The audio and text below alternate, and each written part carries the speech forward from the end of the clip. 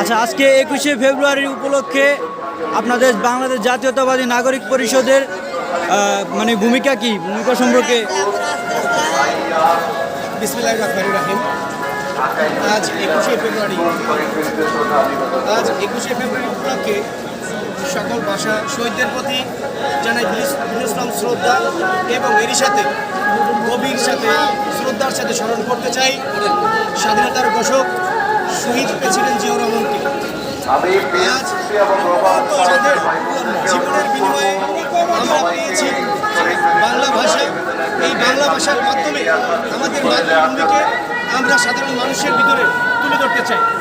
প্রিয় সংগ্রামী নেতৃবৃন্দ, আপনারা জানেন আমাদের জাতীয়তাবাদী নাগরিক পরিষদের যে এই ব্যানারটি নিয়ে আজ আমরা ঢাকা কেন্দ্রীয় শহীদ মিনারে এসেছি।